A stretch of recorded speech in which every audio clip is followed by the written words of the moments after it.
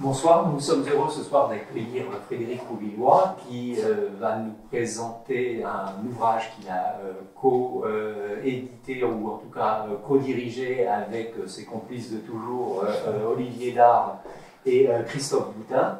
C'est le troisième dictionnaire que vous faites ensemble. Ce soir, vous allez nous présenter le dictionnaire du progressisme. Vous étiez venu en 2017 nous présenter le dictionnaire du conservatisme. Et Olivier Dard était venu 2 ans plus tard, en 2019, nous présenter le dictionnaire du populisme. C'est ça. Donc voilà, alors cet ouvrage comporte plus de 1000 pages et 130 contributeurs. Voilà, aux éditions du CERF, au prix modique de 39 €. Voilà. Frédéric Rouvillois, je vous cède la parole. Très bien. Alors, en introduction, tout d'abord, quelques mots donc, sur la genèse de ce dictionnaire, qui, comme vous avez eu la gentillesse de le rappeler, est en fait le troisième d'une série, le troisième et dernier d'une trilogie. Donc, le conservatisme en 2017, les populismes pluriel en 2019 et le progressisme en 2022. Alors, pour tout vous avouer, et pour voilà, ne pas être trop vantard immédiatement, en tout cas, il faut reconnaître que lorsque nous avons commencé ça, nous n'avions absolument pas l'idée d'une trilogie. Hein. Nous n'avions pas l'idée de l'ensemble. Nous avons commencé par le dictionnaire du conservatisme parce que ça nous semblait effectivement d'actualité, intéressant, amusant, etc. Mais ça n'est que chemin faisant et au fond, après avoir publié le conservatisme, après avoir constaté finalement l'intérêt que suscitait ce type d'ouvrage, ce qui ne nous étonnait pas d'ailleurs, parce qu'au fond, nous sommes à une époque où on est très friand de ce genre de choses, de ces dictionnaires qui permettent assez rapidement, finalement, de lire plein de petites choses différentes. Au fond, c'est la culture du zapping ou de Wikipédia, si j'ose dire, qui, malheureusement, ou heureusement, enfin, j'en sais rien, a effectivement essaimé.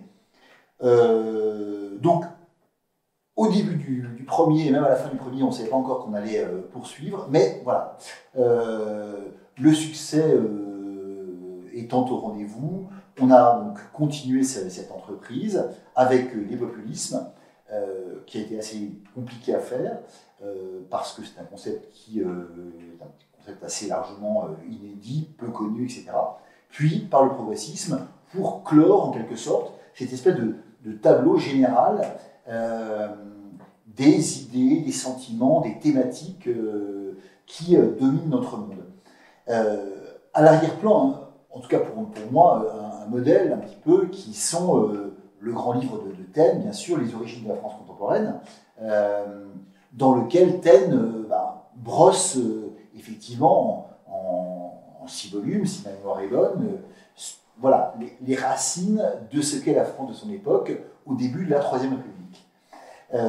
Ici, c'est plutôt, si je puis dire, les origines, mais aussi les manifestations, les expressions du monde contemporain, pas seulement de la France.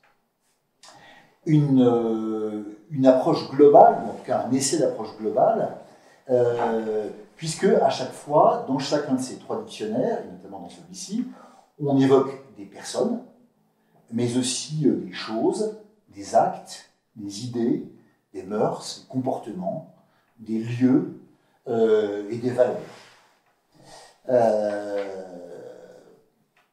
Pour les personnes, par exemple, j'ai fait la liste tout à l'heure en préparant ma petite intervention. Je vous les cite quand même parce que c'est quand même assez amusant. En fait. Il y a un côté liste à la Prévert, si j'ose dire, ou admire du téléphone, mais qui est quand même assez fascinant. Voilà.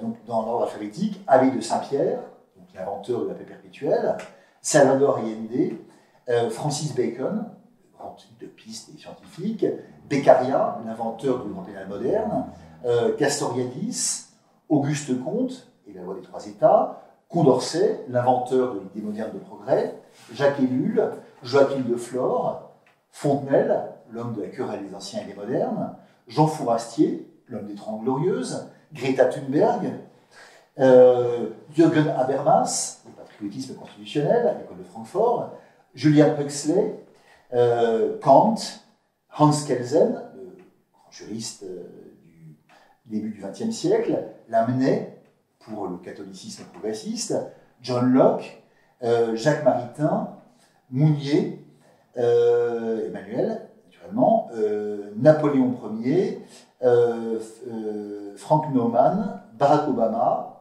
Blaise Pascal, parce que paradoxalement il est aussi l'un des inventeurs des progrès modernes, Jean-Jacques Rousseau, Marc Sangnier, l'homme du sillon, Georges Soros, qui trace d'autres types de sillons, Madame de Staël, Teilhard de Chardin, Woodrow Wilson, et on arrive, et on conclut par Zorglub, le personnage de Franquin. Voilà. Tout ça donc trace une espèce de panorama qui est effectivement,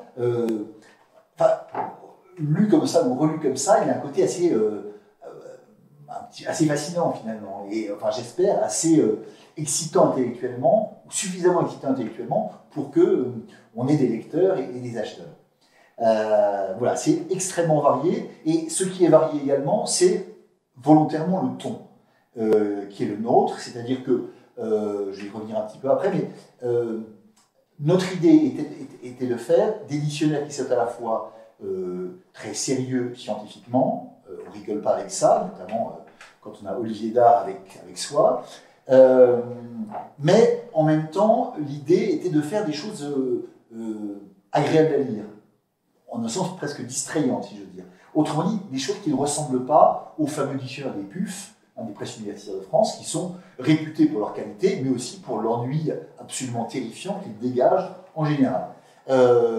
Autrement dit, on a laissé relativement une assez grande liberté de ton, de style, etc., d'approche à nos différents auteurs dans les 3 dictionnaires successifs, et je trouve que finalement c'est plutôt réussi. Il y a à la fois une unité, parce que les gens savent que c'est une entreprise qui est quand même sérieuse et importante, hein, sinon ils ne participeraient pas, et en même temps quelque chose d'assez vif et d'assez vivant que je trouve réflexion faite tout à fait sympathique. Pour chacun de ces dictionnaires, se sont posés par ailleurs les mêmes types de problèmes, les mêmes défis, si on peut dire.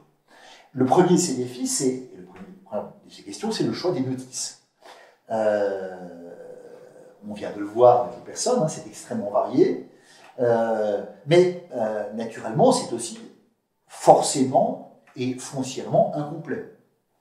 Il n'y a pas de dictionnaire complet, mais celui-ci l'est, si je puis dire, encore moins que les autres, hein, forcément, parce que voilà, à envisager de manière globale des visions du monde, des Weltanschauung, des idéologies aussi complètes et complexes que le conservatisme, le progressisme ou les populismes, bah forcément on est obligé de prendre que certains éléments. On ne peut pas tout voir. Alors il faut s'y résigner, de même qu'il faut se résigner aux protestations plus ou moins scandalisées de ceux qui ne retrouvent pas tout ce qu'ils s'entendaient à trouver. Ça, je pensais à ça en préparant mon petit topo, notamment aux doudingues qui ont la conviction que le monde tourne autour du glorieux inconnu auquel ils ont consacré jadis une brochure à compte d'auteur, et qui ne comprennent pas pourquoi on a omis de faire à cet inconnu la place évidemment essentielle qu'il mérite. Ça, on l'a tous rencontré, on en rencontre tous. C'est toujours à la fois assez amusant et un petit peu tristouné, mais voilà, malheureusement, ces gens-là, on sait qu'on va les décevoir. Alors, outre les oublis inévitables, on a beau être 3 co-directeurs, nous ne sommes pas en émission évidemment, et on a beau effectivement, lorsqu'on prépare un dictionnaire, en parler autour de nous pour essayer d'avoir des échos divers, voilà, il y a forcément des choses qui manquent. Outre les oublis inévitables, donc, il y a un choix délibéré, d'une part de laisser de côté certains personnages, ou certaines questions, ou inversement, le choix délibéré de les évoquer, pour les personnages, plus longuement, à travers, non pas la biographie de la personne, mais à travers l'école ou la doctrine qu'ils ont fondée. Par exemple, il n'y a pas de notice sur Darwin ou sur Marx ou sur Saint-Simon, mais il y a une notice darwinisme, une notice marxisme, une notice saint-simonisme ou une notice socinianisme, pour rester dans les choses un petit peu générales. La deuxième question, le deuxième problème qui se pose, c'est le choix des auteurs. Comme je vous disais, voilà, on a environ 130 auteurs pour celui-ci. Si on compte les 3 dictionnaires, on doit être autour de 300 auteurs, hein, puisque certains ont travaillé dans 3 dictionnaires, d'autres n'ont travaillé qu'à un seul des 3. Voilà.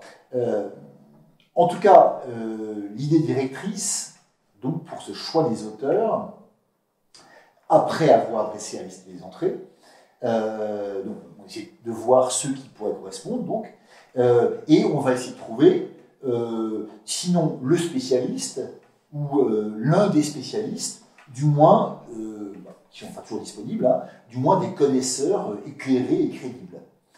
De là, l'extrême variété des auteurs, de leur provenance, de leur CV, si vous voulez.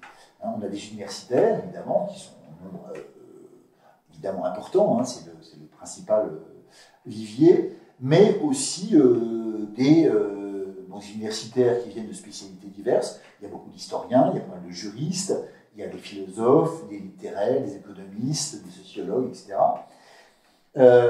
Mais par ailleurs, il y a des gens qui ne sont pas universitaires, il y a des journalistes, il y a des écrivains, il y a des prêtres, il y a des médecins, il y a un psychanalyste dans ce volume-ci, il y a des policiers, des hauts fonctionnaires, des militaires, qui généralement écrivent évidemment sous pseudonyme suffisamment opaque. Voilà. La seule limite, si vous voulez, mais elle n'est pas inintéressante, je pense, la seule limite, c'est qu'on n'a pas voulu demander à des politiciens, si je puis dire, c'est-à-dire soit des élus nationaux ou des chefs de parti, effectivement, voilà, c'était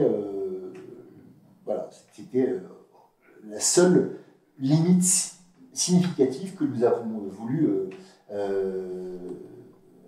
avoir de ce point de vue-là.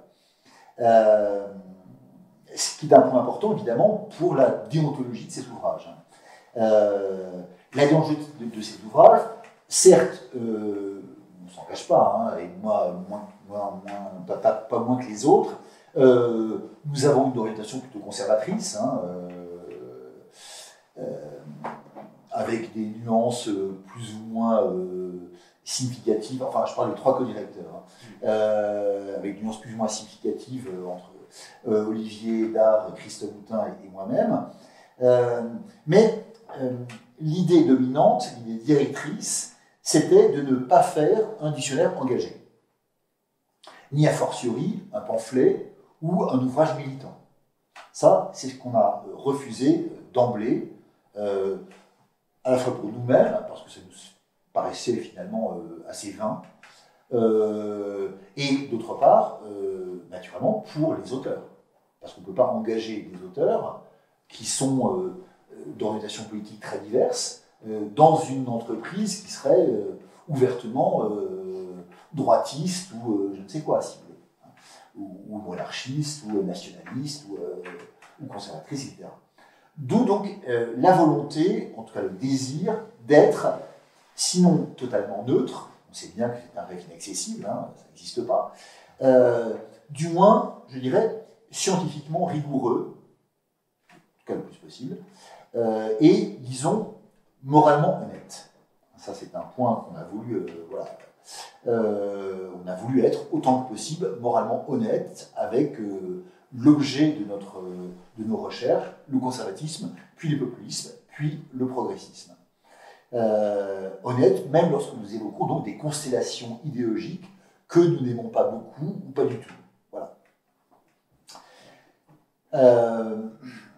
Dans le choix des auteurs, donc, la question politique ne se posait pas.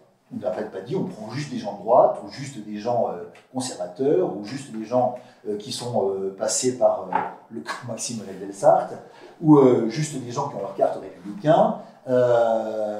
Ce qu'on a voulu avoir, ce sont voilà, des auteurs rigoureux, qui ne font pas du militantisme politique dans leur papier, des auteurs qui ont une certaine facilité d'écriture, pour ne pas bloquer toute la machine, et parce qu'il y a des délais évidemment qu'il faut tenir, surtout lorsqu'on a 250 articles et 130 auteurs, des auteurs qui soient capables de se plier aux règles de forme, notamment de taille des articles, et enfin des auteurs qui ne soient pas mus par la vénalité la plus débridée, puisque les auteurs ne sont pas payés. Leur seule rétribution, c'est un exemplaire de l'ouvrage et la joie, l'honneur, je ne sais quoi, d'être figuré dans la liste des auteurs. Voilà pour ce que je veux dire un peu très généralement sur ce dictionnaire et sur ces trois ouvrages qui maintenant forment, espérons-nous, un tout, et un tout qui n'existe pas ailleurs. En outre, il y a également, pour moi, Frédéric Rouillois, des raisons plus personnelles dans mon rapport à cet ouvrage sur le progressisme. Des raisons personnelles qui sont finalement la longue aventure intellectuelle que j'ai avec l'idée de progrès, si j'ose dire. Sous les auspices, à l'origine, notamment de Pierre Boutan, qui avait été mon maître à penser, une aventure qui commence lorsque je suis un jeune militant monarchiste, qui se continue lorsque je suis étudiant en DEA à Paris 2, puis qui se continue avec ma thèse, qui est soutenue en 1994, avec Pierre Boutan dans le jury, la thèse donc, qui a été publiée donc, sous le titre L'invention du progrès, que je montre. L'invention du progrès, donc 1680-1730, publiée initialement en 1996, elle était soutenue en 1994, aux éditions Quimet, puis en 2010 aux éditions du CNRS, dans laquelle j'essaie justement de m'interroger sur, au fond, cette idée de progrès, qui me paraît figurer effectivement ce qu'il y a en face, par rapport à ce que je pense, ce que je juge bon, etc. Donc, comment et quand est apparue cette idée de progrès en Occident, c'est-à-dire essentiellement donc, les deux grands pays qui jouent en tout cas le même cours à l'époque, c'est la Grande-Bretagne et la France. Et voilà, l'idée de progrès apparaît grosso modo en même temps, commence à se constituer en même temps dans ces deux pays autour des années de la fin du XVIIe siècle.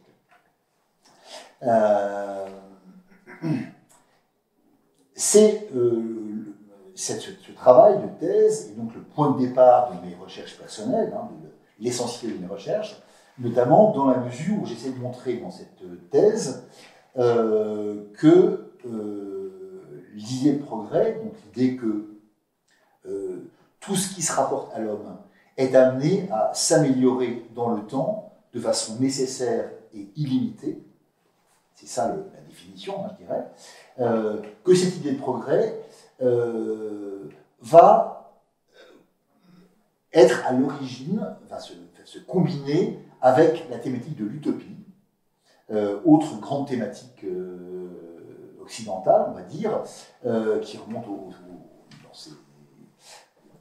dans sa forme classique au XVIe siècle. Comment donc cette idée de progrès, sur laquelle tout s'améliore forcément dans le temps, va se combiner avec l'utopie pour être à la genèse, si vous voulez, des systèmes totalitaires. Ça, c'est un peu la thèse de ma thèse, c'est ça. C'est comment l'idée de progrès est toute prête à se marier, si j'ose dire, avec l'utopie, pour générer les grands systèmes totalitaires de la fin du 19e et du 20e siècle. Et donc, c'est le point de départ, comme je vous disais, de tous mes travaux personnels sur l'utopie, la dystopie, les évolutions de la démocratie, etc. etc. Bref, j'avais d'emblée, effectivement, un très fort intérêt pour ce sujet du progressisme, dans la mesure où, naturellement, on va y dire maintenant, entre l'idée de progrès et de progressisme, il y a évidemment un rapport, si je veux dire, pratiquement de cause à effet. Quelques mots donc maintenant sur le fond du sujet, sur le progressisme, c'est-à-dire sur ce dont on parle dans ce dictionnaire, même si, je le répète, mon approche n'est pas évidemment forcément partagée par la totalité de ceux qui ont participé à ce dictionnaire, mais voilà, ça permet, je pense, de donner une approche un petit peu générale du problème. Le progressisme tel qu'on en parle donc dans ce dictionnaire, c'est, on va dire, 3 temps, 3 moments. Un premier moment qui est le moment de la construction, fin 18e, 19e siècle. Un deuxième temps qu'on pourrait appeler pour le meilleur et pour le pire, le 20e siècle. Et un troisième temps qui est le 21e siècle, avec une question, est-ce le moment du triomphe ou le moment du démenti? Triomphe ou démenti, c'est le troisième temps de cette histoire finalement du progressisme. Le premier temps, c'est donc la construction. La construction, comme je vous le disais, l'idée de progrès est véritablement la matrice intellectuelle, philosophique, à partir de laquelle va évidemment, si je veux dire, se constituer le progressisme. Parce que le progressisme, c'est en fait l'application à l'ensemble du réel, finalement, de cette idée de progrès.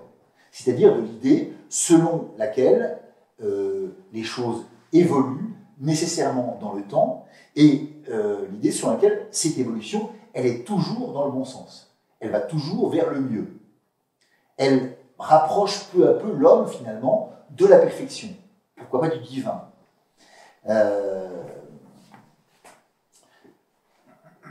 Donc, il peut pas y avoir de progressisme sans idée de progrès. Or, cette idée de progrès, comme je vous le disais, elle commence à se former, mais de manière très embryonnaire, on va dire, à la fin du XVIIe siècle, à la fin du règne de Louis XIV, on va dire, notamment avec la querelle des anciens et des modernes, et l'idée selon laquelle, au fond, c'est l'idée que Fontenelle met en avant, selon laquelle les auteurs modernes, les auteurs d'aujourd'hui, les auteurs du siècle de Louis XIV, comme Louis Perrault, sont presque forcément supérieurs aux auteurs anciens. Donc on renverse complètement la vision classique, selon laquelle finalement les auteurs modernes ne sont que de pâles imitateurs des immenses génies de l'Antiquité, pour dire que non, ça marche, c'est pas comme ça que ça marche, et c'est ce que dit Fontenelle. Fontenelle nous dit, voilà, au fond, il y a un processus d'accumulation nécessaire du savoir, des connaissances, du goût, des expériences, de l'expérience, etc. Ce qui fait que on est aujourd'hui plus savant qu'on l'était il y a un siècle ou un millénaire, et que cette supériorité qui vaut dans l'ordre de la science ou la technique, Fontenelle est par ailleurs secrétaire perpétuel de l'Académie des sciences, parallèlement à son siège à l'Académie française.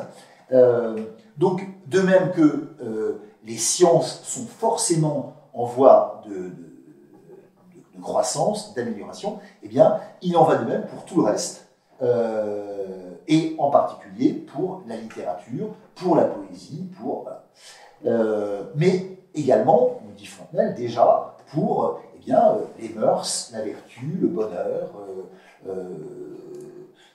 le droit, la politique, la religion, etc.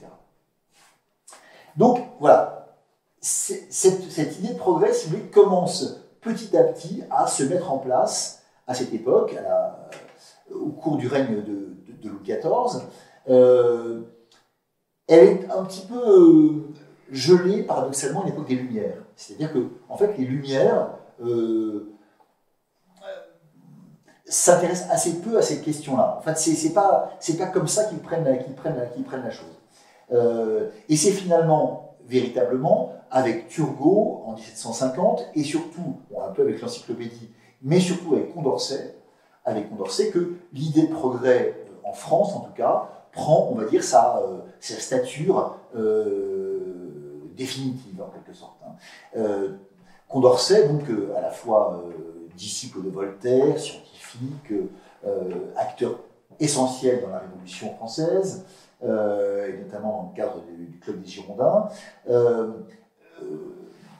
Condorcet, donc, écrit à la fin, juste avant de se suicider, poursuivi par ses anciens amis jacobins, il écrit son ouvrage testament, l'esquisse d'un tableau historique des progrès de l'esprit humain, qui sera publié après la chute de Robespierre, donc en 1795, donc après la mort également de Condorcet, et qui va devenir un peu le catéchisme, on va dire, le catéchisme de l'idée de progrès en France. Dans le prolongement de Condorcet, il y a tous les marqueurs essentiels de cette pensée, de cette idéologie, la décision de Madame de Staël, tout d'abord, avec ses écrits sur la perfectibilité, dont Chateaubriand se moquera autour de 1800, puis Saint-Simon qui est un quasi-contemporain de Condorcet, il meurt en 1825. Entre deux, il a eu comme secrétaire Auguste Comte, qui reprendra cette thématique également dans sa loi des 3 États. Donc voilà, on est vraiment, si vous voulez, on peut très, très clairement établir la datation des choses, d'autant plus que l'étude des dictionnaires nous montre que le mot progressisme apparaît dans le langage relativement courant à partir de 1842. 1842-1845, c'est le moment où il apparaît et où on désigne le progressisme comme le fait finalement d'appliquer l'idée de progrès à l'ensemble des choses. Bon. On va dire tout est fait à ce moment-là. Pourquoi à cette époque-là? Eh bien parce que 1842, on est en plein dans la marché de juillet, qui a fait, entre autres choses, de ce qu'on n'appelle pas forcément encore le progressisme, un peu son cheval de bataille. C'est le moment également de la révolution industrielle en France, c'est le développement du machinisme, c'est le développement des chemins de fer, de la sidérurgie, de toute une série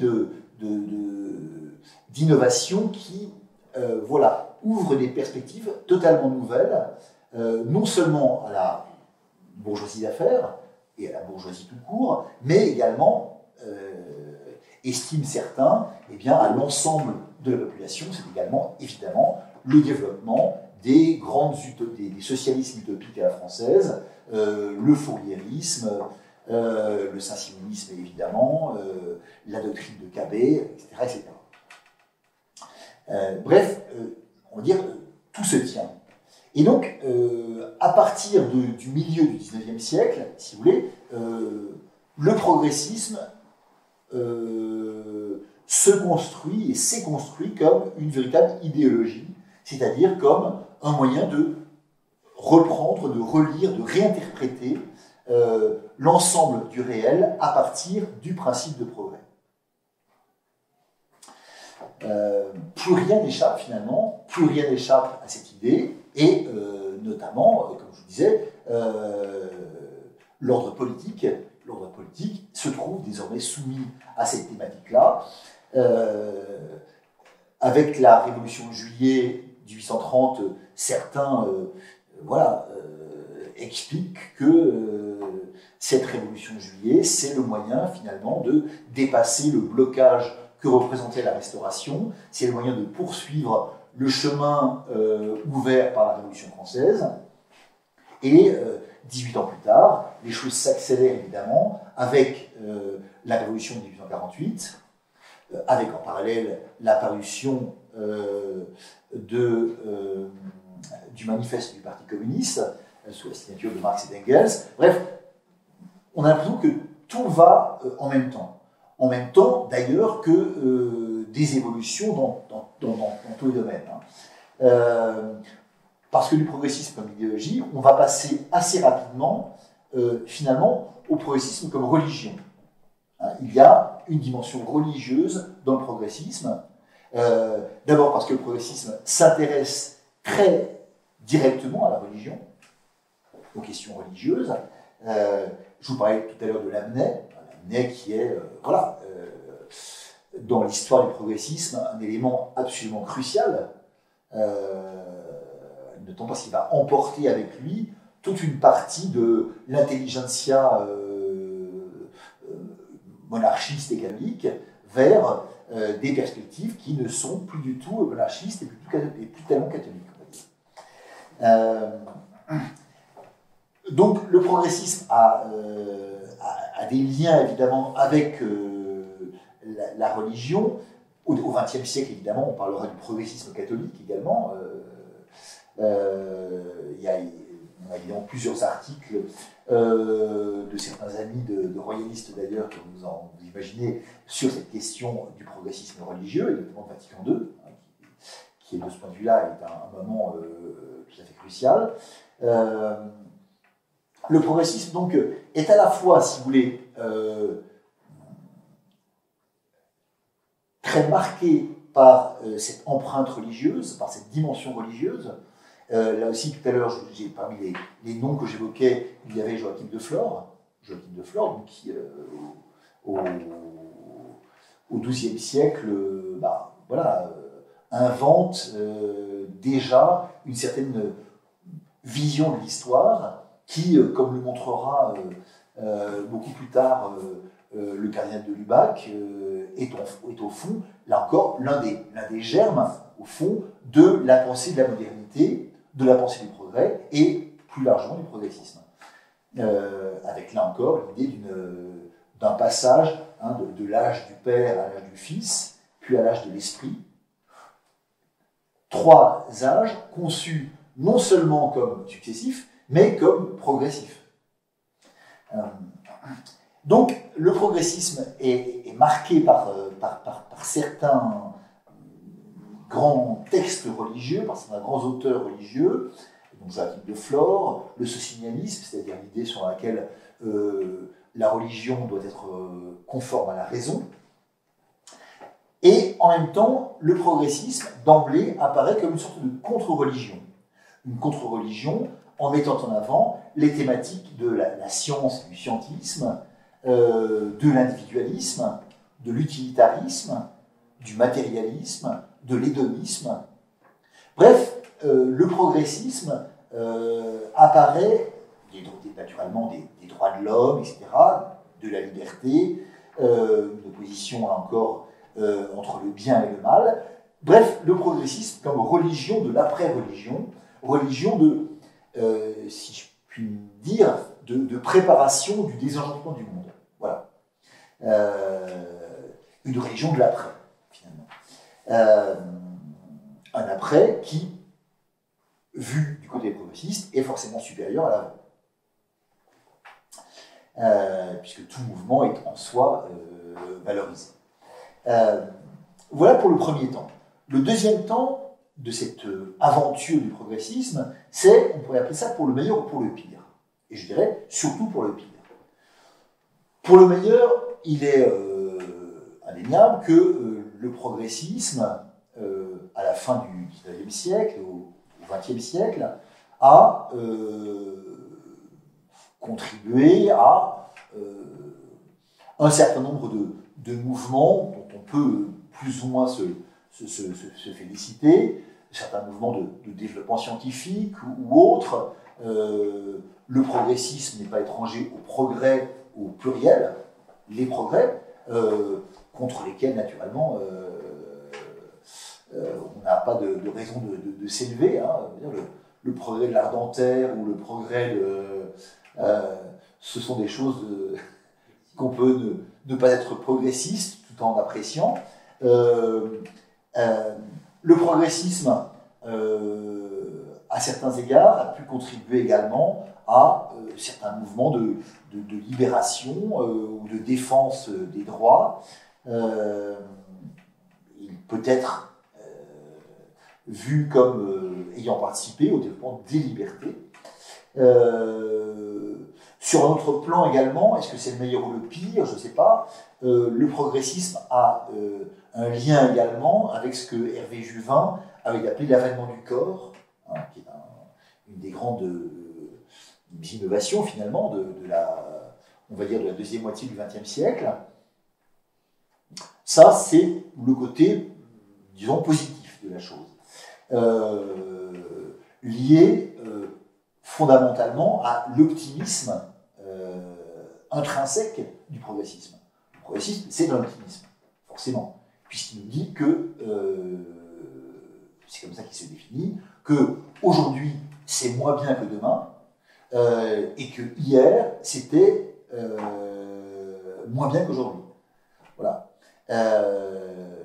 Demain donc sera supérieur à aujourd'hui, et après-demain sera supérieur à demain, etc., etc. Il n'y a pas de raison que ça s'arrête.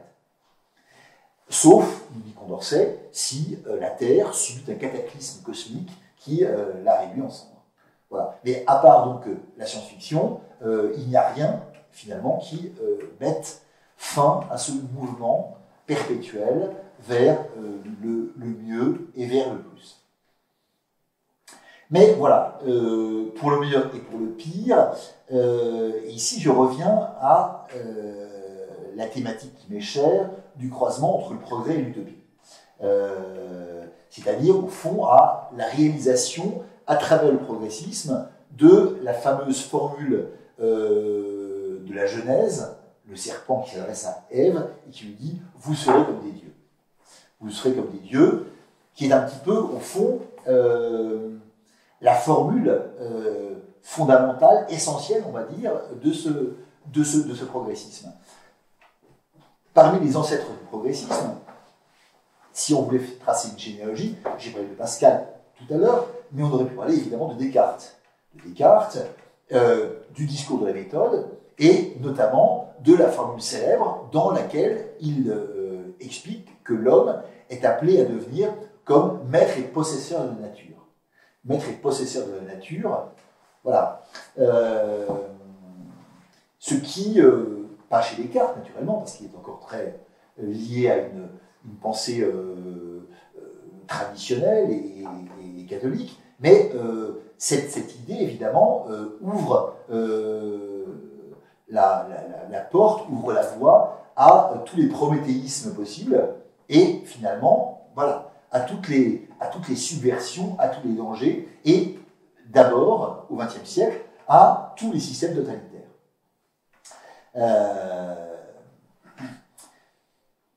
À mon sens, j'en ai parlé dans d'autres ouvrages, notamment j'avais écrit un livre sur le nazisme à ce propos, qui s'appelle Crime et utopie, sur la manière dont le nazisme est en fait une utopie, et une utopie progressiste.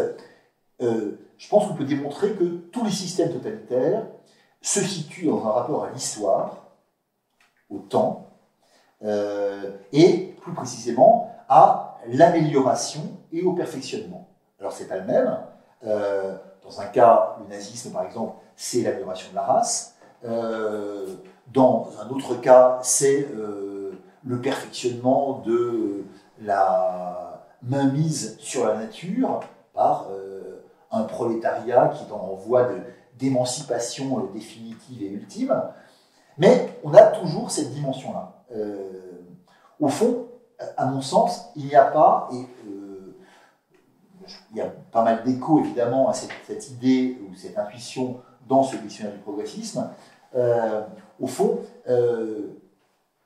il ne peut pas y avoir de système totalitaire s'il n'y a pas à l'arrière-plan le rêve utopique et la dimension progressiste, c'est-à-dire l'assurance qu'on est dans la bonne voie, l'assurance qu'il y a un sens de l'histoire, et que sans ce sens de l'histoire, il valide, il justifie tout, y compris les choses les plus atroces qu'on peut faire.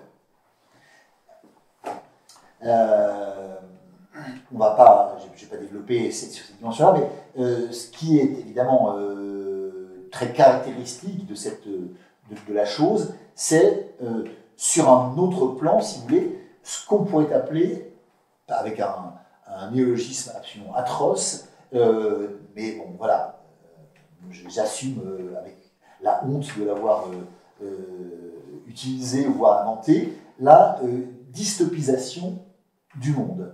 La dystopisation du monde, la transformation du monde en dystopie. C'est-à-dire, la dystopie, c'est une utopie qui se renverse. On croit qu'on va vers le mieux, vers la perfection, et en fait, le rêve se transforme assez rapidement en cauchemar. Et de ce point de vue, si vous voulez,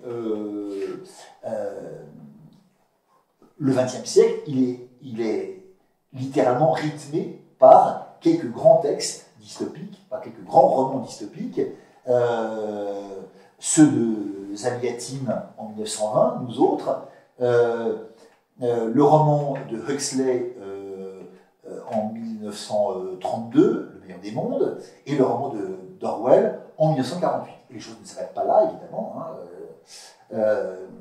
Et de ce point de vue-là, sans entrer là encore dans les détails, il y a une chose qui est très frappante lorsqu'on étudie la dystopie, l'histoire de la dystopie, c'est sa banalisation de nos jours. C'est le fait que, en fait, pratiquement depuis les années 70, ou en tout cas depuis les années 80,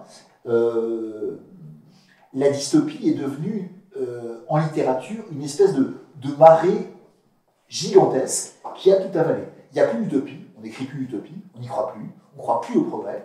Par contre, on écrit les dystopies pour montrer vers quoi le progrès, ou plutôt ce simulacre de progrès, c'est-à-dire vers quoi le progressisme, finalement, a conduit ou va conduire l'humanité. Troisième et dernier point, le progressisme au XXIe siècle triomphe ou démentit. Et là, on arrive à des choses qui sont tout à fait d'actualité. Triomphe, on a l'impression, à beaucoup d'égards, que entre wokisme, trans, macronisme, liquidation du monde, ou société liquide, univers sans frontières, apparence de paix perpétuelle et universelle, doux commerce qui remplace la violence, émancipation générale, dissolution des identités et des différences, on a l'impression qu'effectivement, le progressisme, notamment en particulier en France, en tout cas dans cette action saint-simonienne, que le progressisme, effectivement, a, à beaucoup d'égards, gagné la partie. Qui a gagné la partie, puisqu'il s'impose, effectivement, comme quelque chose dont on a l'impression qu'on ne peut pas, auquel on ne peut pas s'opposer véritablement. Il y aura beaucoup de choses à dire, j'espère qu'il y aura quelques questions sur ce point. Triomphe et en même temps démenti. Triomphe, entre parenthèses, dans Triomphe, il y a la victoire d'Emmanuel Macron en 2017 et sa très vraisemblable victoire dans quelques semaines. Bien. Victoire, mais également démenti. Démenti par quoi? Démenti d'abord par le retour du tragique. Par le retour du tragique, c'est-à-dire par le retour de la guerre, de la violence, des horreurs, de charniers qui ressemblent plus ou moins à ceux Hunger décrit dans les Falaises de Marbre. Alors que le progressisme promettait la paix perpétuelle et qu'il promet cette paix perpétuelle depuis très longtemps. J'évoquais tout à l'heure l'abbé de Saint-Pierre. L'abbé Saint-Pierre, c'est en 1713 qu'il publie son fameux projet de paix perpétuelle, dans lequel il imagine que, avec le développement de la raison, de la rationalité, de l'intérêt bien compris des États, on va arriver à une organisation du monde telle que, finalement, la guerre qui va contre l'intérêt de tous n'aura plus lieu d'être. Et l'abbé de Saint-Pierre, en 1713, pense que dans quelques années, peut-être 2 ou 3 décennies, ce sera fait. On n'aura plus jamais de guerre. Le texte en question, rappelons-le, il a été repris par Rousseau, qu'il a étudié, il a été traduit en allemand par Kant, et il a été repris et presque plagié, non pardon, il a été traduit par Leibniz, et puis par Leibniz, et presque plagié par Kant à la fin du XVIIIe siècle. Et depuis, finalement, il constitue l'un des éléments centraux, l'un des noyaux durs, on va dire, de la pensée progressiste. Et voilà, nous sommes confrontés à cet éternel retour des choses, cet éternel retour de la violence, du mal, cet éternel retour du politique en tant qu'opposition entre l'ami et l'ennemi, que le progressiste, évidemment, tente de refuser de voir, mais qui, malheureusement, s'impose à lui sans qu'apparemment il puisse en être autrement.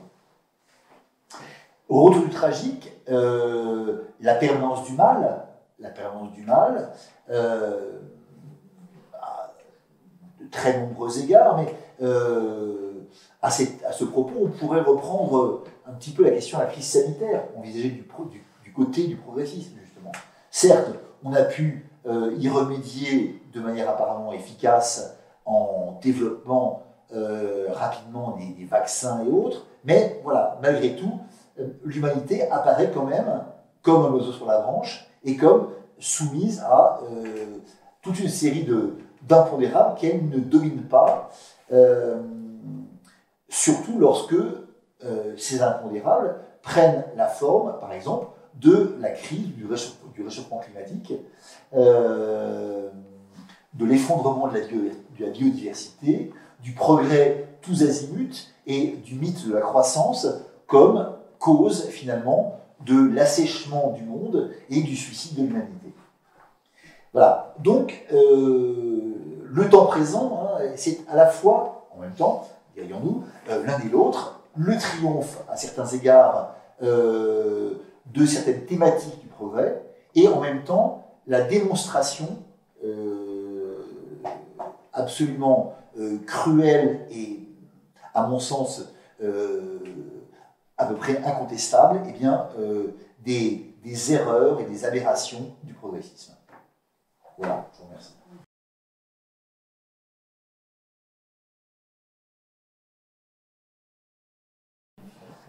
J'ai une question, du coup. Vous en avez parlé tout au début, vous l'avez esquissé, mais quelles sont les raisons exactes qui permirent d'omettre certains penseurs ou des idées? Parce que vous le dites, il y a eu des choix qui vous sont propres, c'est-à-dire effectivement le fait de ne pas mettre Marx, mais de parler du marxisme, ou encore de ne pas parler de Saint-Simon et du saint-simonisme. Mais je suppose que je n'ai pas lu les 1000 pages. Pas encore. Pas encore. Mais du coup, est-ce que certains penseurs ou leurs idées, en ce qui les idées qui leur sont connexes, ont-elles été vraiment omises alors, je vais me défendre, hein, naturellement. Oui, alors d'abord, premier point, on ne peut pas tout dire, non, ça c'est clair. Voilà, voilà. En tant que lecteur de Borges, j'adore effectivement les bibliothèques infinies, les babélismes divers, etc. Mais voilà, c'est pas possible. Et donc, il a fallu faire des choix. Ceci dit, on a fait les choix pour les notices. Maintenant, il est clair que lorsque on passe des notices elles-mêmes aux index, parce qu'on a on est très très fiers de ça parce que ça nous a pris un temps absolument inouï et des efforts considérables. Les index, il y a des index qui sont quand même très très détaillés. Index des noms, c'est facile à faire. Par contre, index des matières et des notions, là c'est beaucoup plus coton.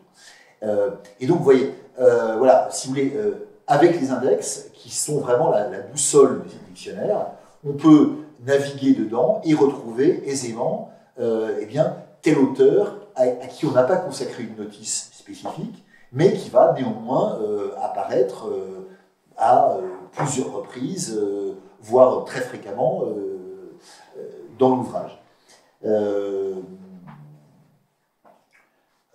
je sais pas, par exemple, attendez, un exemple type.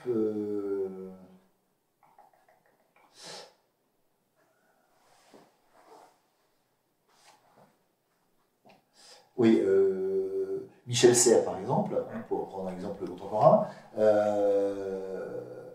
on ne lui a pas consacré de notice spécifique parce que on pensait que, d'abord, il vivait encore quand on a écrit comment c'est le dictionnaire.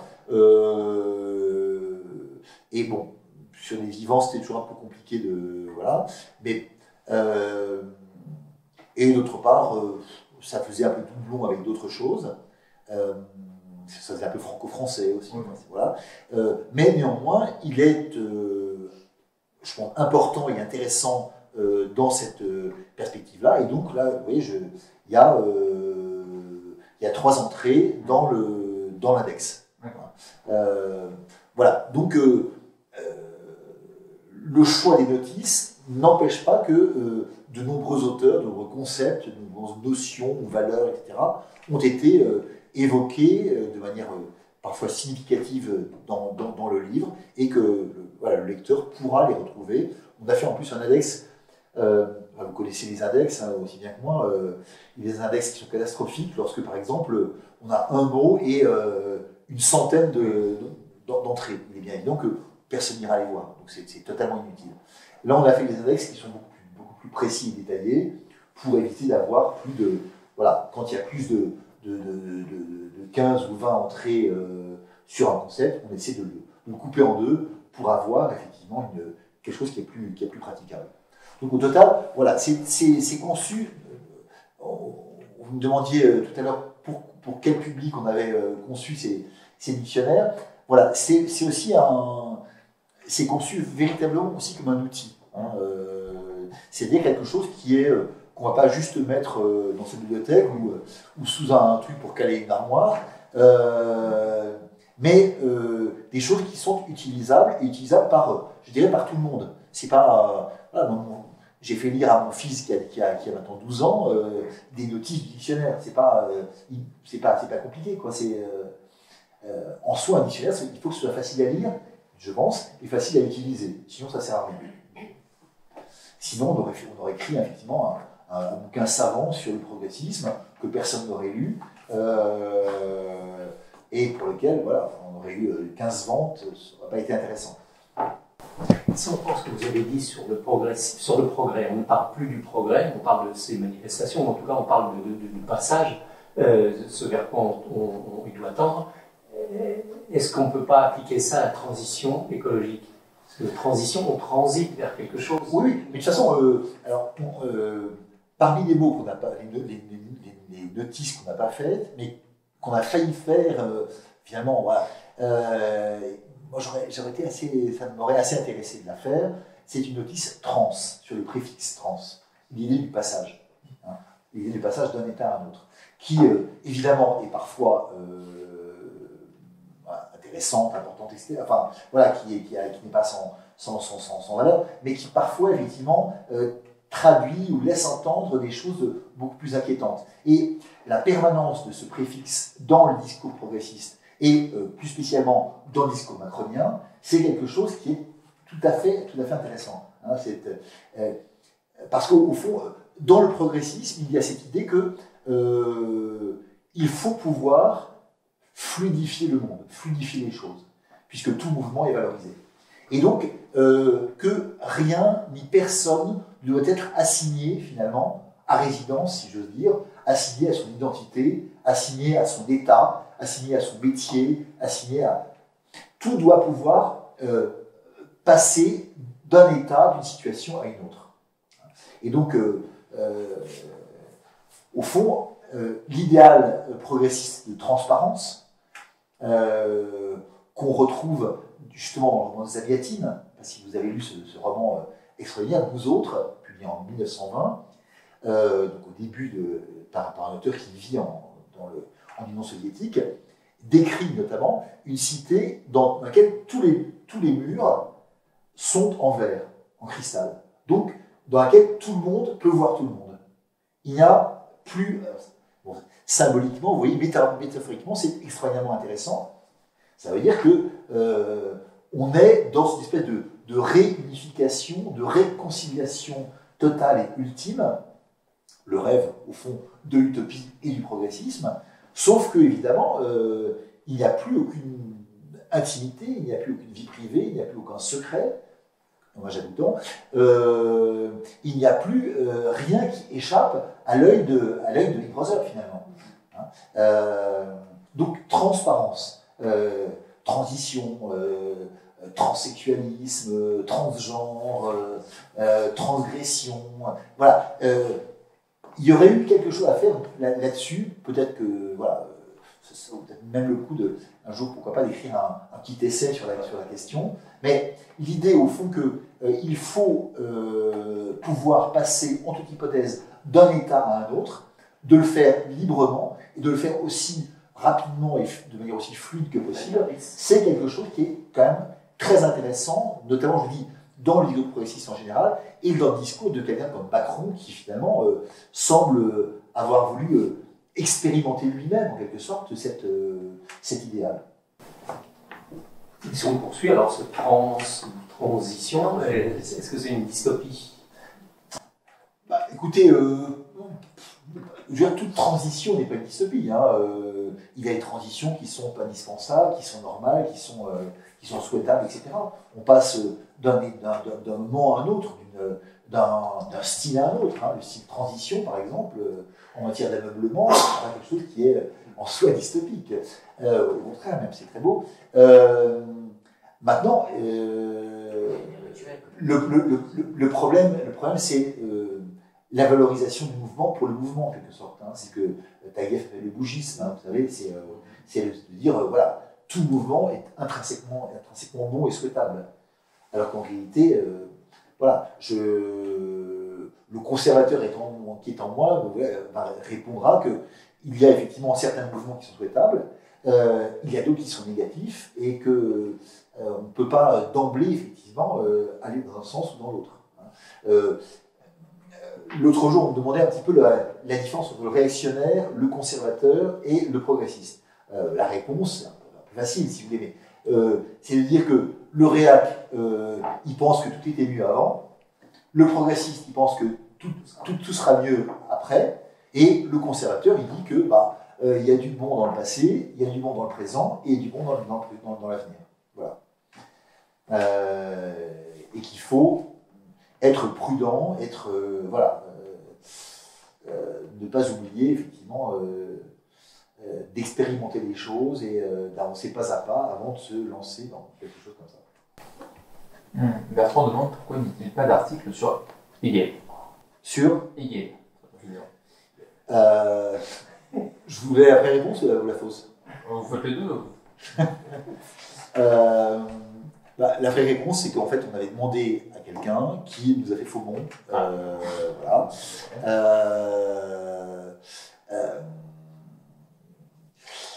Et la fausse réponse à laquelle certains de nos amis philosophes nous ont fait penser, c'est que, à certains égards, on pourrait presque dire que Hegel est plus du côté du conservatisme que du côté du progressisme. Voilà. Maintenant, pour les développements subséquents, je vous laisse libre de. Mais voilà, je pense qu'il y a plus d'entrées. Attendez, je vais voir s'il y a effectivement des entrées dans l'index des noms. Oui, il y a quand même. Oui, il y a environ 20 entrées dans l'index des noms, quand même, à Hegel. Ah oui, quand même. Ouais. Maintenant, je ne sais pas effectivement s'il n'y a pas plus d'entrées sur Hegel dans le dictionnaire du conservatisme. Mais voilà. Mais donc, il n'y a pas de notice pour cette raison malencontreuse, et il y a une tentative de répondre néanmoins à cette objection pertinente. Bertrand, une deuxième question. La monarchie est-elle progressiste?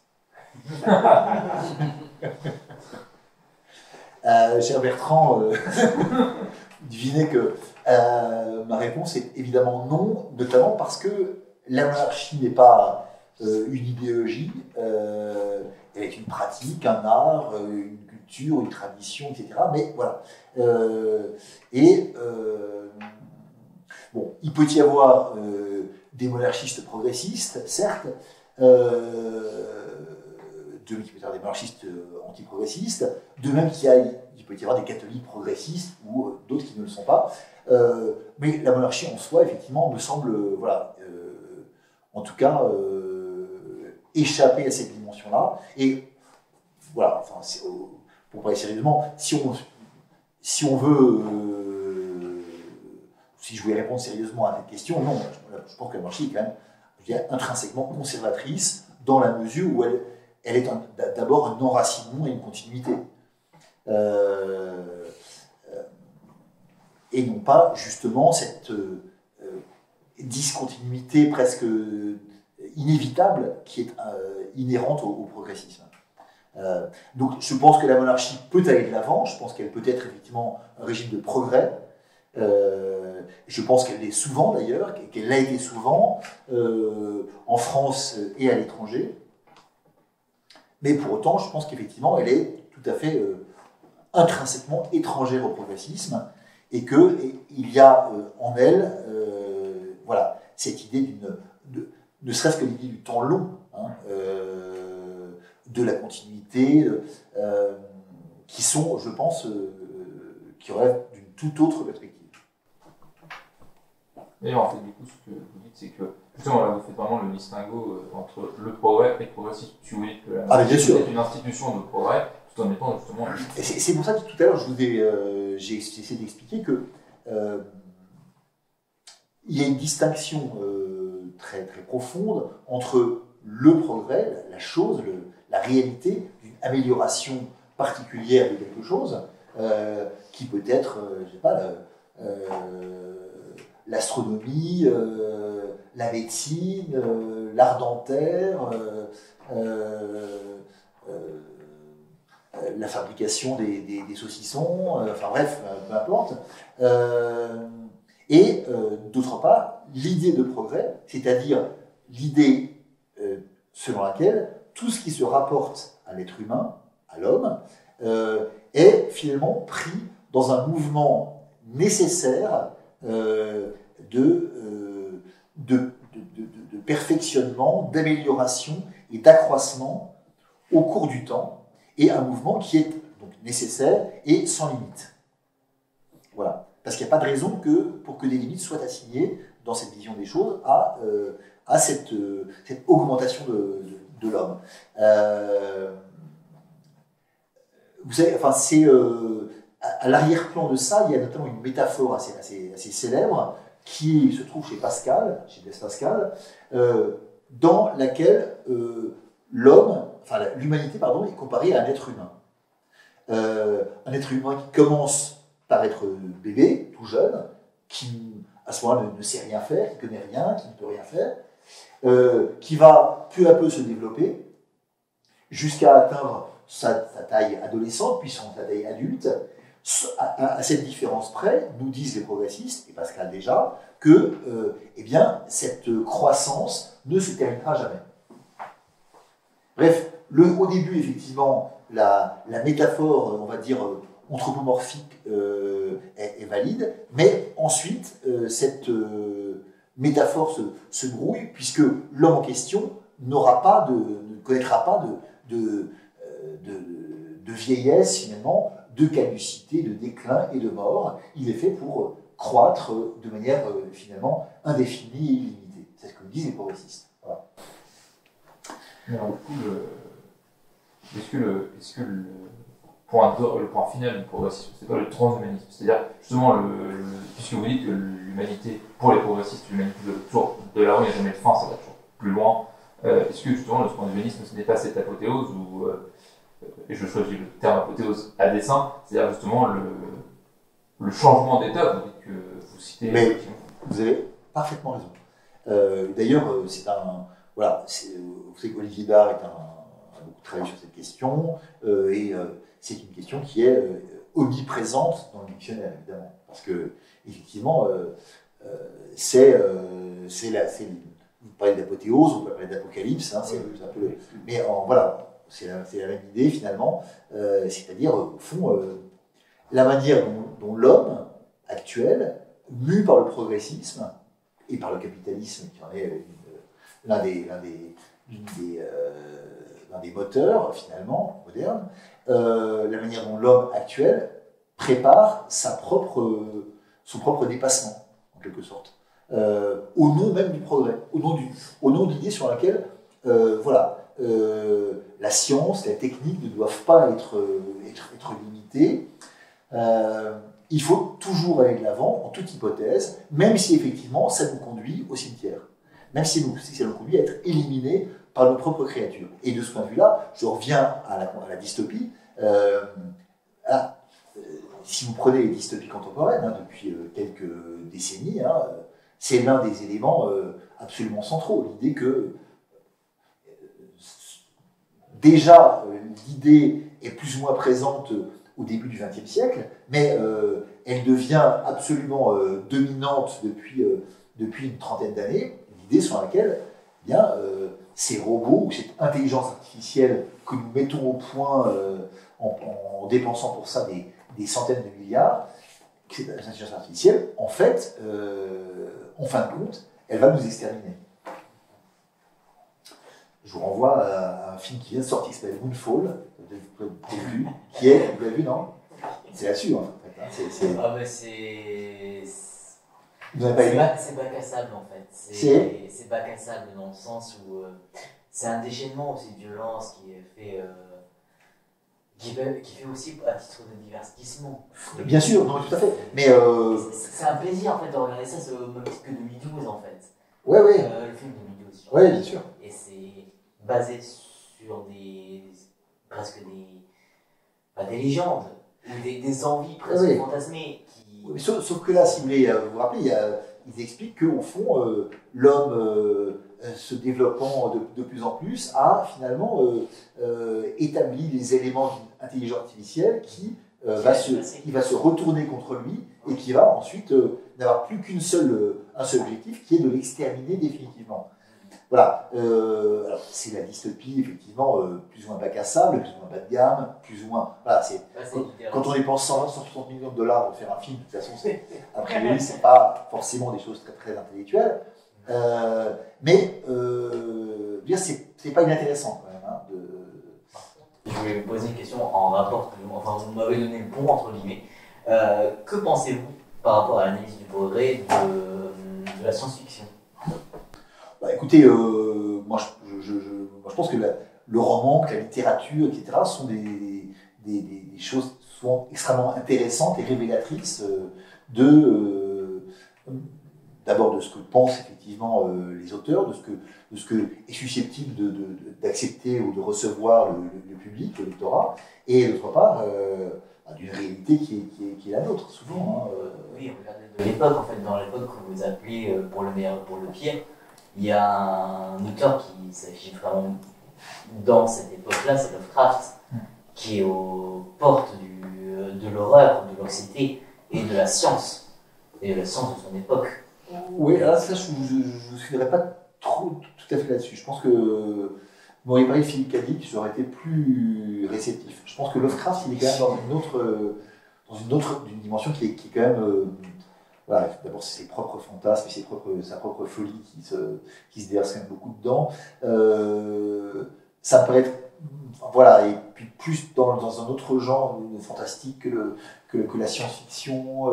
Enfin, on peut gloser. Mais toujours est-il que, enfin, voilà, ce qui est clair, c'est que voilà, la science-fiction est à beaucoup d'égards révélatrice de cette dimension-là. Et c'est amusant de constater qu'effectivement, les débuts de la science-fiction, c'est à peu près au moment où le progressisme monte en puissance, notamment dans les États-Unis des années 1830-1840. Le fait que les textes d'Edgar Poe, par exemple, soient contemporains de cette dimension-là, c'est tout à fait intéressant. Alors, vous qui avez étudié un petit peu cette époque, est-ce qu'il y avait eu des brides de science-fiction à la fin du XVIIe siècle Oui, enfin, il y a des choses qu'on peut qualifier de science-fiction éventuellement. même si c'est plus... Il y avait des tableaux, des fantastiques ou des images un peu, enfin beaucoup rêvassées en fait. Mais ça c'est plus de l'ordre du XVIIIe siècle. Et c'est plus de l'ordre du futur. Oui, mais ceci dit, il y a des textes au XVIIe siècle qui pourraient au fond s'apparenter à beaucoup d'égards à la science-fiction. Il y a les de Swift, par exemple, à la fin du... Enfin, c'était début 18e, les voyages de Gulliver. Et il y a toute une série, par exemple les Odyssées de Bergerac, vous savez, où il imagine qu'on va pouvoir monter jusqu'à la Lune ou jusqu'au Soleil pour faire des choses, etc. Voilà, on est dans des genres un peu curieux, un peu particuliers, mais d'abord la science-fiction n'est pas loin, l'idée de progrès est en train de se construire en parallèle. Donc voilà, il y a plein de choses qui tournent autour de ça et qui peuvent effectivement en tout cas susciter la curiosité, l'intérêt et la réflexion. Et l'anxiété aussi. Pardon ? Et l'anxiété aussi. Et l'anxiété aussi, même si effectivement je pense que les lecteurs ordinaires de Cyrano de Bergerac ne devaient pas être très inquiets en lisant effectivement les voyages sur la Lune ou vers le Soleil. De même que 2 siècles plus tard, les premiers lecteurs de Jules Verne ne devaient pas non plus se sentir très anxieux en lisant ces textes. Il y a des ouvrages qui sont plus inquiétants que ça, mais bon, voilà, enfin, c'est à l'époque, mais grosso modo, ça n'est que le début, si j'ose dire. Ce qu'on nous prépare et ce qu'on nous attend, effectivement, paraît beaucoup plus inquiétant. Question de Bertrand. La sortie de la religion catholique ne peut-elle pas provoquer l'apparition de nouvelles utopies progressistes ?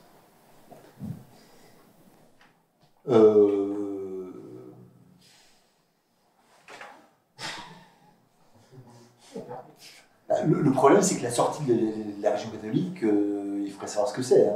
Si c'est la sortie, si c'est l'affaiblissement, on va dire, du catholicisme, on peut noter que, au fond, il y a 2 dates quand même, qui sont quand même absolument incroyables à mettre en parallèle. C'est 1516, c'est la sortie, l'apparition de l'utopie de Thomas More, et 1517, c'est le début de la Réforme, avec les thèses de Luther qui sont publiées. On a vraiment des choses qui sont... donc effectivement, on peut dire qu'il y a une corrélation dès le départ, entre un dépassement ou une fuite, une contestation de la religion catholique et le développement d'une pensée utopique, c'est-à-dire de l'idée selon laquelle l'homme peut construire lui-même la perfection. C'est ça l'utopie. Et donc, effectivement, si on conçoit l'utopie comme ça, on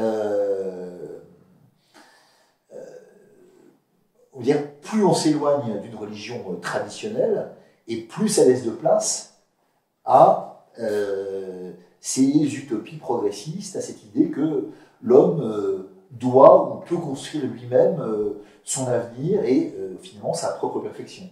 Et le transhumanisme voilà, nous place complètement là-dedans. Et par ailleurs, je reviens à votre idée de science-fiction, voilà, si vous connaissez bien ce genre, effectivement, vous savez à quel point voilà, les thèmes religieux, para-religieux, méta-religieux sont absolument omniprésents. Forcément. Même dans le monde de la religion, dans la moitié du XXe siècle, c'est ce qui dépasse la science, qui essaye de se dépasser en fait. Dans un monde qui est empreint de scientisme, elle essaye de se déplacer dans un terreau à sa place, donc extra. Oui, je pense que l'une des choses, on en parle aussi pas mal dans le dictionnaire, et ça répond aussi un petit peu à la question de Bertrand. Au fond, l'affaiblissement ou l'effondrement du catholicisme ou du déclin de la chrétienté, pour reprendre le titre de l'ouvrage de Chantal Delsol, effectivement ouvre la place à autre chose, à une autre spiritualité, une autre sacralité, et notamment aux sectes. C'est quand même très très intéressant. Voilà, c'est ça. Elle est basée sur le bien-être et sur l'individualisme. Voilà, pas tout à fait. C'est les religions du Verseau, le New Age, etc. Toutes ces choses-là sont tout à fait dans dans cette dimension-là. Mais ça, c'est un côté très. Enfin, si justement on part sur toutes ces religions et autres sectes, là, pour le coup, il y a un côté assez ironique, parce que ce sont souvent empreints soit d'un néopaganisme, soit d'un néo-druidisme. Enfin, tout le New Age, à la base, dans sa version originelle, vient de là. L'anthroposophie, toutes ces choses complètement, effectivement, assez ubuesques, ont une emprise sur quelque chose de très réactionnaire, au sens où vous l'expliquiez tout à l'heure, où c'était mieux avant, mais très longtemps avant, c'est-à-dire qu'on remonte à bien avant.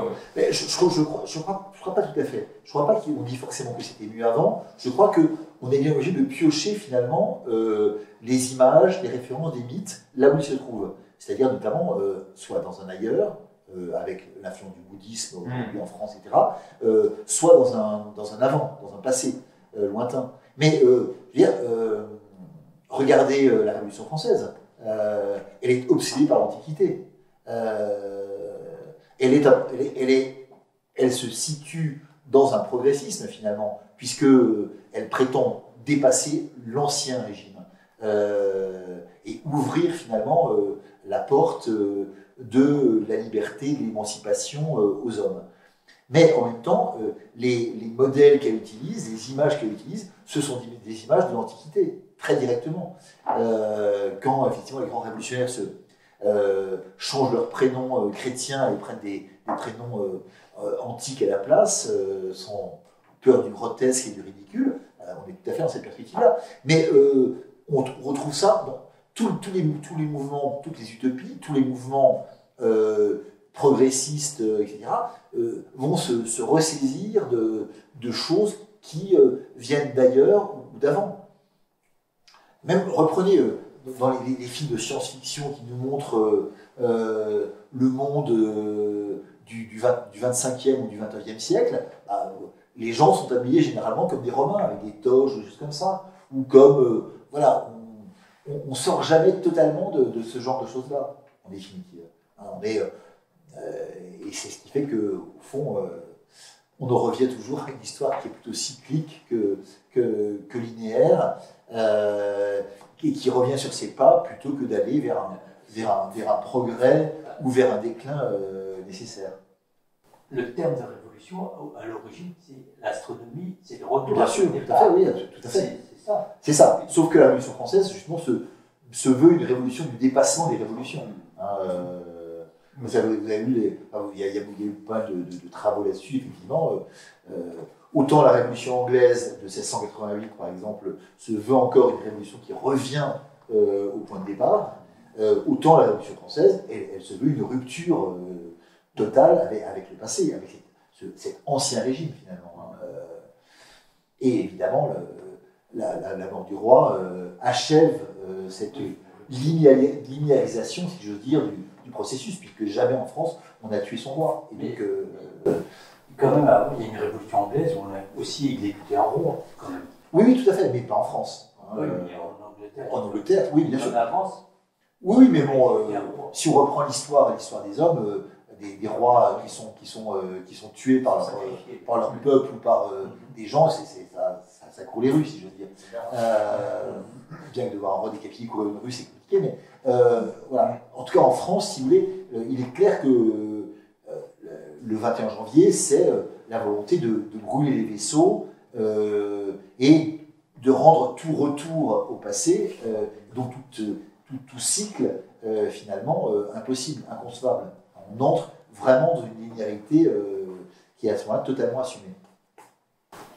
Dans la note de présentation de votre livre, il y a des économistes. Alors, qu'est-ce qui est progressiste en économie et qu'est-ce qui ne l'est pas? Est-ce que le libéralisme est un progressisme, le néolibéralisme économique est un progressisme? Parce que oui, ça nous est présenté comme l'horizon indépassable, comme on disait autrefois du marxisme. Alors d'abord, c'est une question que je ne connais pas très très bien, si vous voulez. Mais effectivement, il y a des... Parce ce qu'on a essayé de montrer, ce sont les liaisons, effectivement, entre le néolibéralisme notamment et le progressisme au XXe siècle. Ce sont les liaisons entre un certain type de progressisme et les premières... un certain type de libéralisme et les premières formes de progressisme au 19e. Il y a des corrélations, effectivement, qui sont évidemment étroites. Et l'une des corrélations les plus claires et les plus symptomatiques à cet égard, me semble-t-il, en tant qu'historien des idées en tout cas, c'est le saint-simonisme, si vous voulez, hein, dans lequel le projet, c'est de remplacer le politique par l'économique. Avec la fameuse parabole de Saint-Simon, hein, vous savez, de 1819, dans laquelle Saint-Simon se pose la question, il se demande, voilà, si on extermine les 10 000 personnes politiques les plus importantes de France, c'est-à-dire les princes du sang, la cour, les chefs de juridiction, les magistrats, les évêques, les officiers, etc. Qu'est-ce qui se passe le lendemain? Rien. Tout le monde est content, il y a moins de traitements à verser, on remplacera très facilement tous ceux qui ont été éliminés, il n'y a aucun problème. Voilà. En revanche, si on supprime les 3000 chefs d'entreprise, artisans, savants, etc., les plus importants, qu'est-ce qui se passe? La France est ruinée pour 2 générations. Et donc, le rapprochement des deux est clair. Au fond, le politique n'a pratiquement aucune importance, sauf en tant que serviteur de l'économie.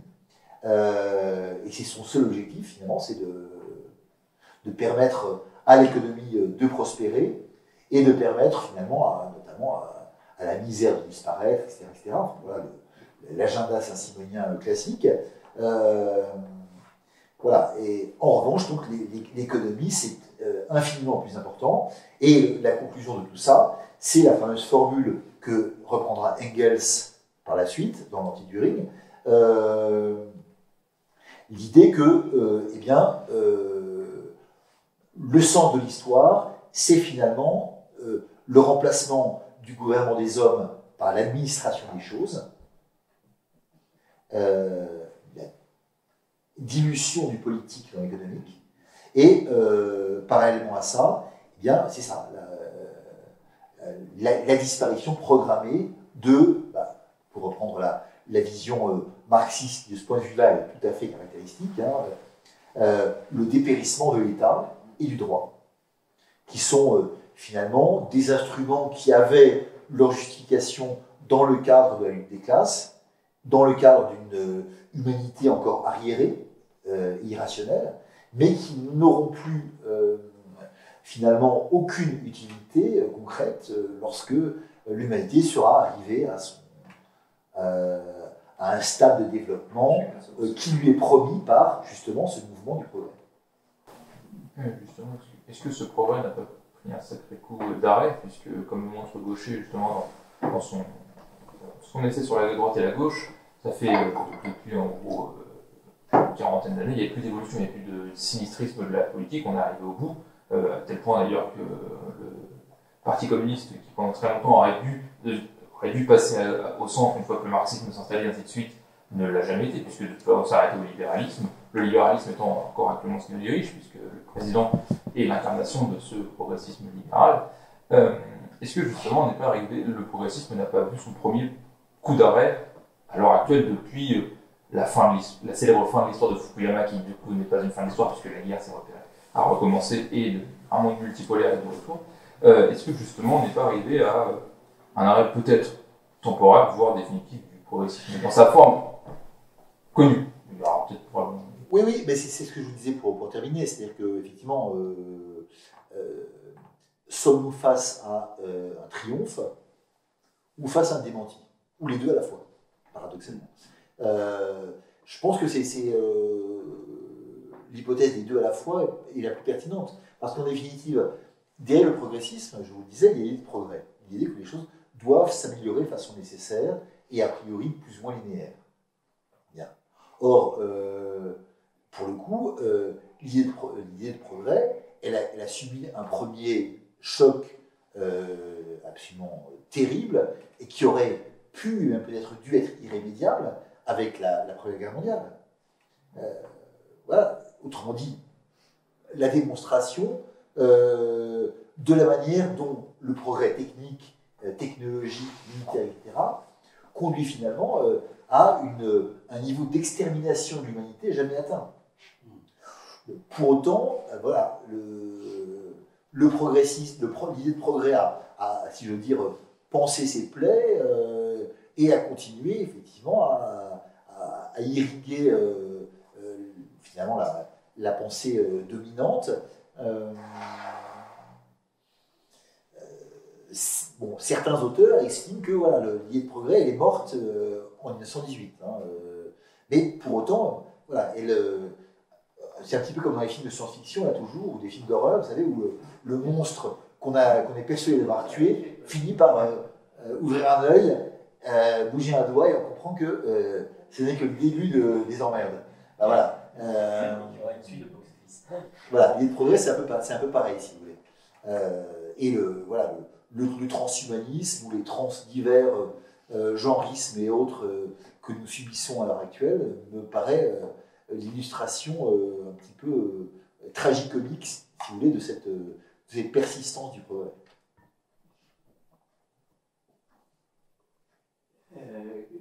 Vous m'avez intrigué tout à l'heure. Que vient faire Greta Thunberg dans votre livre? Ben justement, si vous voulez, c'est Greta Thunberg incarne une espèce de paradoxe du progressisme, si vous voulez.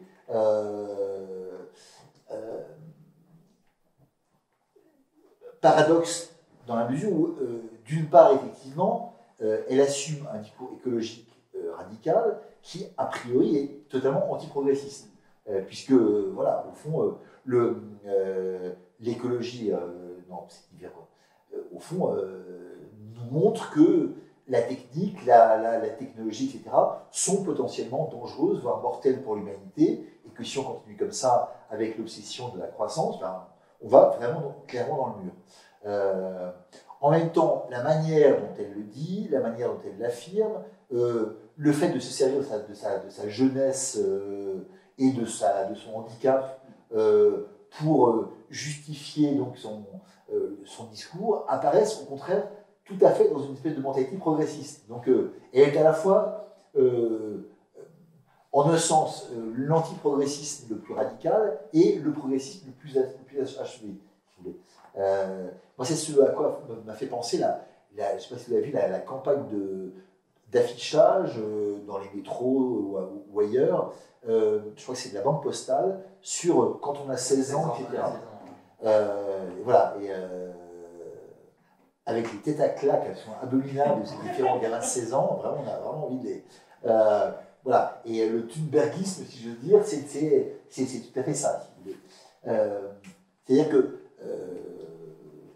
c'est la ruse ultime du progressisme qui, au fond, va utiliser des vecteurs qui, en principe, vont à l'encontre de ses conclusions et de ses principes pour se développer encore et pour aller dans le sens de sa domination complète. Tout à l'heure, on disait que l'idéal, c'est que l'économie remplace le politique, dans l'idéal marxiste ou même dans l'idéal néolibéral. Mais effectivement, on y va tout droit, mais il y a aussi le politique qui est remplacé par la communication. Toutes les techniques de communication qui prévalent sur les projets politiques. Alors, on revient au trans quelque chose, hein, voilà, enfin la transmission, qui n'est pas la transmission familiale ou héréditaire ou autre, mais qui est une espèce de transmission dans l'immédiateté, etc. Oui, on est tout à fait dans cette perspective-là, si vous voulez. Voilà, parmi les éléments de du triomphe du progressisme, il y a quand même Internet, si vous voulez. Hein. Les réseaux sociaux, toutes ces choses-là qui substituent un artefact lui-même en évolution permanente à des réalités de rapports humains, de rapports naturels, etc. Voilà, les 15 000 amis qu'on peut avoir sur Facebook sans avoir aucun ami dans la réalité en sont un exemple. Voilà, c'est assez déchirant quand même. Je ne parlais pas tant des techniques de communication, mais des stratégies de communication qui remplacent les projets politiques. Oui, certes, mais bon, là pour le coup, est-ce qu'il les remplace véritablement? Il y a toujours eu des stratégies de communication derrière le politique, finalement. La propagande, même la propagande, elle n'est pas une invention totale. Il y a une propagande déjà depuis toujours. Hein. Je crois que la propagande ou la communication politique, elle naît avec la politique, finalement. Hein. Dès lors que le chef Néandertal sort de sa grotte pour essayer d'expliquer qu'il va falloir exterminer les mecs du village d'à côté, il est quand même obligé de communiquer avec ses guerriers pour leur dire pourquoi, comment, etc. Donc, mais voilà, je pense qu'on est arrivé effectivement à un moment effectivement où on est vraiment à la fois dans ce triomphe et dans ce démenti. Ouais. Maintenant, voilà, ceux qui veulent porter le triomphe peuvent le faire, ceux qui veulent participer au démenti peuvent le faire également. Moi, je me sens plutôt de l'autre côté, effectivement, comme vous l'imaginez. Il y a d'autres questions? Oui, je veux savoir si la question de ce progressisme n'est-il pas finalement maintenant occidentalo-centré? N'est-il pas de la part du reste du monde un certain rejet de ce progressisme, à tort ou à raison, le renouveau religieux dans tout le monde arabo-musulman? C'est pas une... Oui, enfin, vous êtes déjà allé à Abu Dhabi ou à Dubaï? Non. Non, voilà. Vous devrez y aller pour voir que les choses sont plus compliquées que ça. C'est-à-dire qu'effectivement, c'est là ce qu'on porte un voile ou qu'on n'est pas dans une espèce de progressisme radical et même échevelé, si vous voulez. Hein. C'est oui, c'est ça. Et une sorte de progrès qui est accepté par d'autres. Le retour des talibans. Oui, ça effectivement, c'est plus bon. C'est du côté effectivement de la difficulté. Enfin, j'ai pas dit que le progressisme avait partie acquise définitivement et immédiatement, si vous voulez. Hein. Il y a effectivement, d'abord, et Dieu merci, des résistances diverses, parfois qui sont satisfaisantes et réjouissantes, d'autres qui sont elles-mêmes dangereuses et mortifères. Donc voilà, c'est de là à dire que c'est occidentalo-centré, oui, certes, mais le monde est occidentalo-centré. Hein, à beaucoup d'égards. La Chine marxisée est devenue occidentale en un sens. Hein, Elle se sert de la modernité à des fins particulières. Se sert de la modernité à des fins particulières. J'entends bien, mais tout progressisme fait la même chose. Hein, voilà, vous avez raison, hein, mais on peut dire que l'Arabie Saoudite, certains disent que c'est un Daesh réussi, qui est un compromis entre la modernité occidentale et une tradition religieuse. Et il y a beaucoup de... Oui, enfin, sauf que Daesh, c'était pas du tout un compromis. Hein.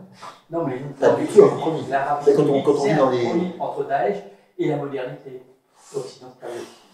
Oui, mais bon, ça n'existe pas. Oui, mais vous savez, comme moi, un compromis, ça n'existe pas. Enfin, ça dure jamais longtemps. On parlait de transition tout à l'heure. Voilà. A priori, le compromis entre la modernité radicale et Daesh, il va quand même plutôt du côté de la modernité, si vous voulez. Hein. Il penche de ce côté-là. Et là encore, l'urbanisme en Arabie Saoudite, c'est quelque chose de quand même absolument. Il y a la transformation. Oui, mais il y a les apparences, mais il y a le fond aussi. Il y a les apparences, la modernité, mais il y a aussi le fond. Il y a une police religieuse qui est très puissante. Bien sûr, oui, non, tout à fait. Dans le sens que je dis que c'est un Daesh réussi parce que c'est un compromis qui a quand même. Oui, sauf que je pense que les gens de Daesh vous diraient, voilà, un compromis, c'est pas Daesh. Un compromis, c'est pas Daesh compatible, justement. C'est. À nos yeux, on peut considérer que c'est un compromis. Évidemment, pour eux, les gens de Daesh, c'est pas un compromis. C'est le. Oui, certes. Mais en même temps, vous pourriez dire que voilà, les États-Unis, c'est un compromis entre le calvinisme radical et le rebirth et l'ultramodernité. Donc voilà, si vous voulez, il y a peu de cas où on est, pour l'instant en tout cas, dans un progressisme ou une modernité absolue. Hein. La modernité, elle a toujours des parties liées plus ou moins avec des éléments du passé, donc elle va éventuellement se servir d'ailleurs, comme je disais tout à l'heure. Maintenant, voilà. Parce que vous évoquiez le phénomène woke. Et le phénomène woke, certains disent que c'est un puritanisme sans transcendance religieuse.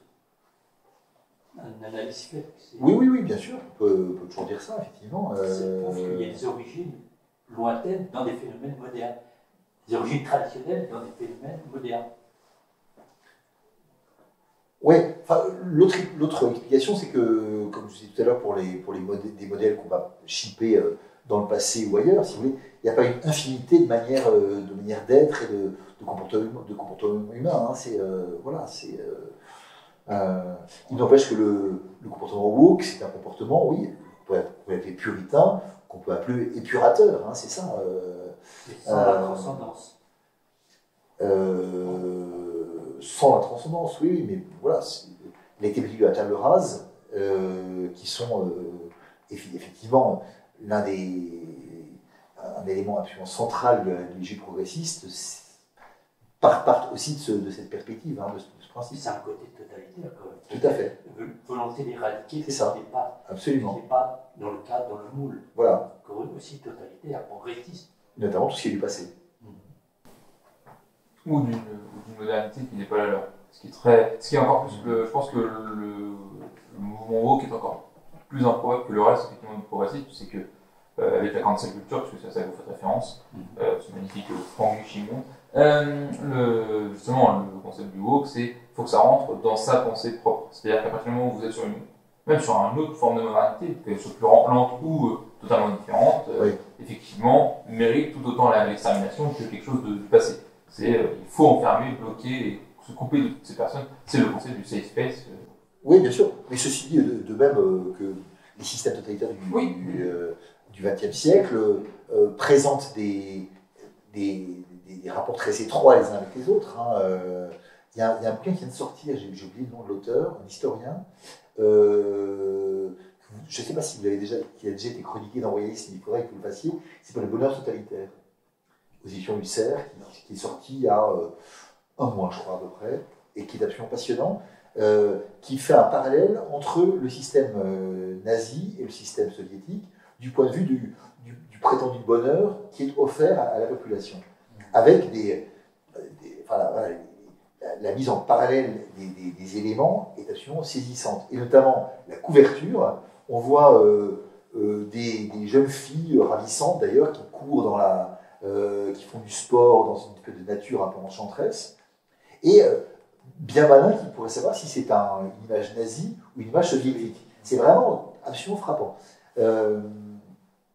Et voilà, il y a des rapports qui sont même très très étroits entre les deux, hein, des passages, des passerelles. Voilà. Goebbels était assez attiré dans son jeune temps par le communisme. Hein.